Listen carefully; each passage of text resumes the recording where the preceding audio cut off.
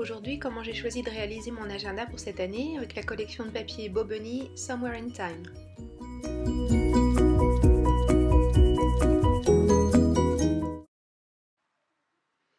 On va d'abord faire les pages de base. Donc j'ai fait 6 pages, une pour 2 mois. Donc je prends du cardstock, une feuille entière, donc je laisse le 30,5 et je fais une hauteur de 20 cm.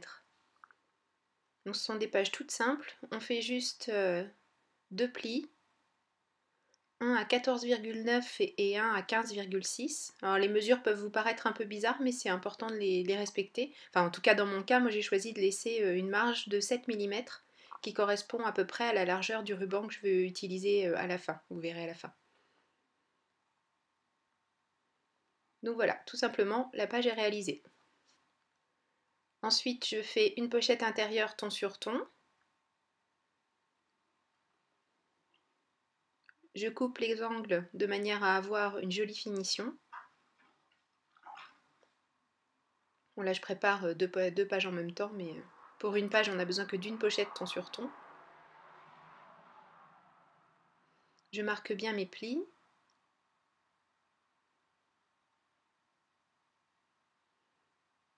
Et je vais coller cette pochette à l'intérieur de ma page.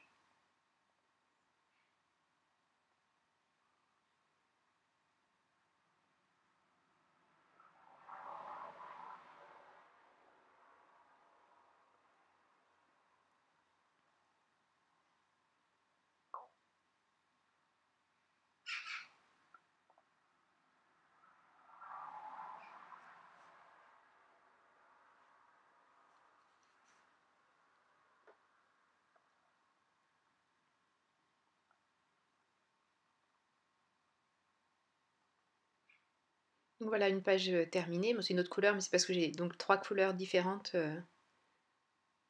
dans mon album. Donc là je fais un renfort parce que c'est la pochette qui va contenir la page calendrier, donc je vais la manipuler relativement souvent. Donc pour plus de solidité, je préfère faire un petit renfort.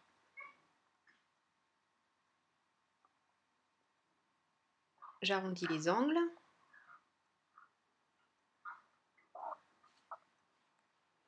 Je colle un papier de matage de la collection sur la pochette qu'on a fait tout à l'heure.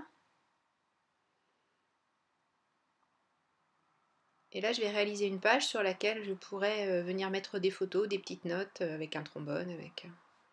Et pour coller cette page, rien de plus simple, j'utilise du masking tape assorti de la marque Stamperia. Je colle une première bande, je soulève la page et je coupe jusqu'au papier jaune. Même chose de l'autre côté. Et toujours ma petite coupe de manière à bien avoir ma page qui tourne correctement. Et à l'arrière, une seconde pochette sur le même principe, une bande de renfort pour pouvoir glisser des papiers à l'intérieur sans risquer de l'abîmer au fur et à mesure. Puisque le but du jeu pour cet album, c'est de pouvoir le réutiliser l'année prochaine en changeant juste les pages calendrier.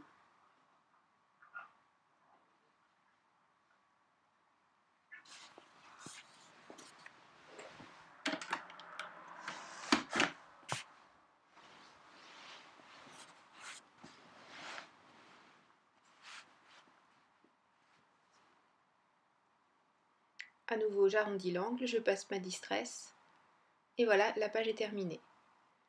Pour faire le petit porte-calendrier, donc je découpe un papier avec un onglet sur le haut. Donc j'utilise mon enveloppe punchboard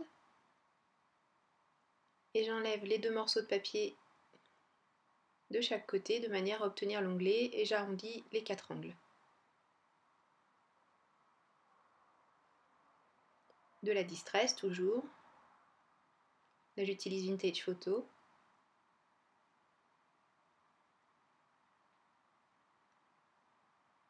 Et je colle le calendrier que j'ai tout simplement imprimé à l'ordinateur.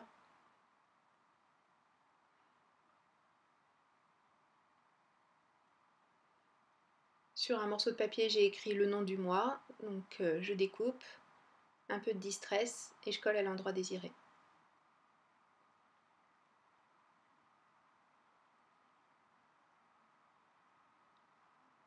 Et voilà, tout simplement. Maintenant la couverture. Donc j'ai choisi de la réaliser dans du carton gris. Et pour me simplifier la vie, j'ai voulu faire vraiment quelque chose de très simple et très rapide à réaliser. J'habille tous les contours extérieurs, enfin 3 côtés des pochettes, des pages, pardon, des couvertures principales avec du scotch de peintre. Et je vais recouvrir ce scotch avec de l'encre StazOn. Alors je choisis la StazOn parce que comme on va manipuler cet agenda quand même relativement souvent, si j'avais utilisé de la Distress, j'en aurais eu plein les doigts parce que ça sèche jamais vraiment. Alors que là, avec la StazOn, il y a zéro problème.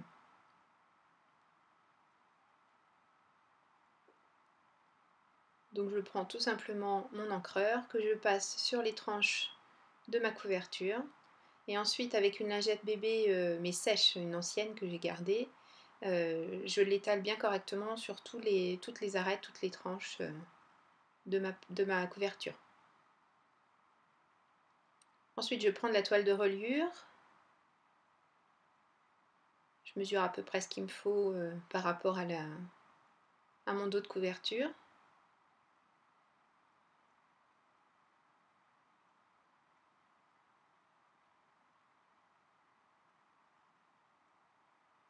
Et je vais utiliser ma colle de reliure, ma clé au col.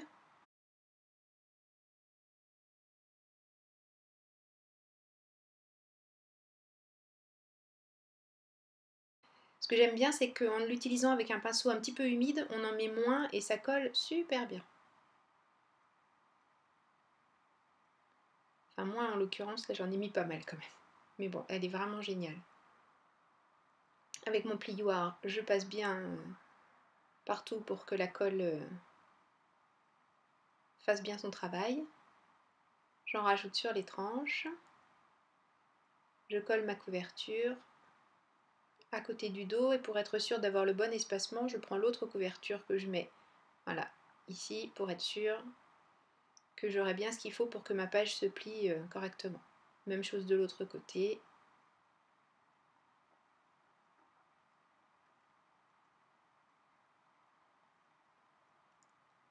Et je rabats le haut en insistant bien pour être sûr que ça prenne. Mais l'avantage de la clé au col, c'est qu'en plus elle colle relativement vite. On a largement le temps de travailler, mais on n'a pas non plus besoin d'attendre des heures pour qu'on puisse manipuler la couverture.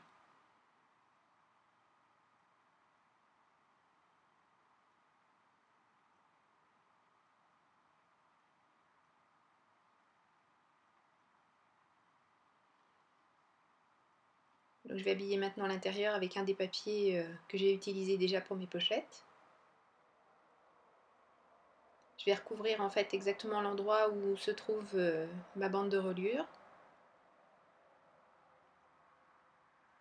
Donc je coupe mon rectangle.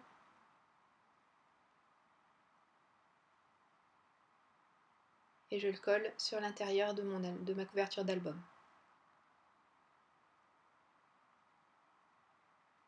Toujours avec la même clé au col. Le plioir pour bien marquer l'endroit où la couverture va travailler, pour être sûr de garder l'aisance nécessaire à une bonne ouverture-fermeture. Je choisis mes papiers de matage pour la couverture devant.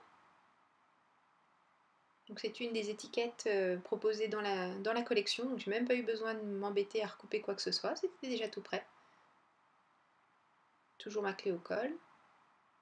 Donc j'en mets bien partout avec le pinceau humide un petit peu, de manière à avoir une couche de colle suffisamment épaisse mais pas trop non plus, et que ce soit facile à travailler.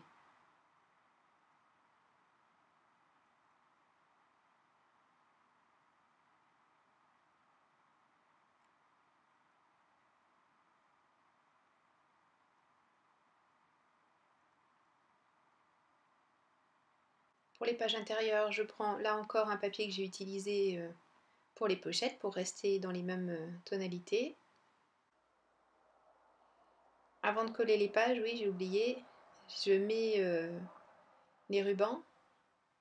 J'ai choisi 2 couleurs assorties à mon papier.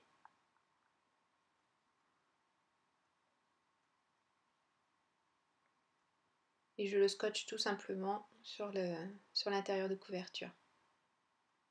Et ensuite, je coupe la longueur dont j'aurai besoin pour faire ma fermeture.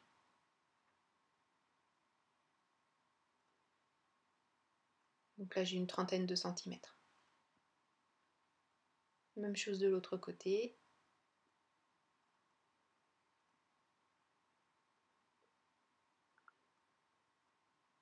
Et maintenant je peux coller mes intérieurs de couverture.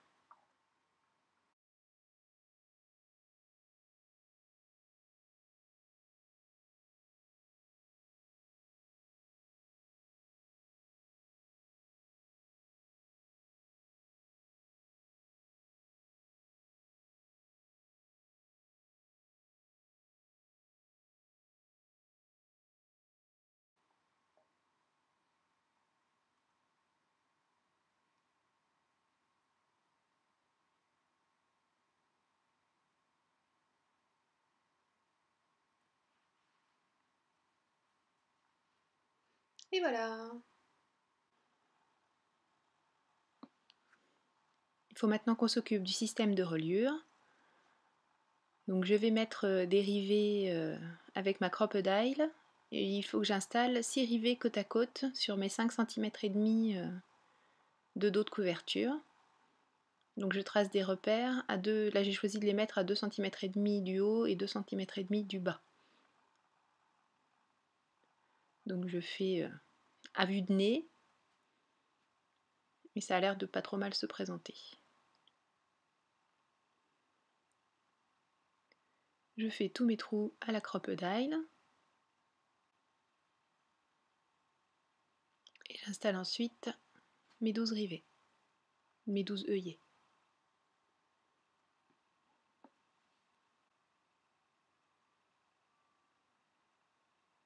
Voilà. Ensuite, sur mes pages intérieures, après je repère là où je dois faire les trous pour passer le ruban. Et cette fois-ci, j'utilise le diamètre de trou le plus petit sur la crocodile. Ensuite, je prends mon ruban. Celui-ci, j'ai choisi de le coller, mais les 5 autres, après, je les colle pas en fait. Peu importe, on fait comme on veut. Ça n'a pas grande importance et ça joue pas vraiment sur la qualité de la reliure. Parce que le ruban, de toute façon, ne bougera plus après.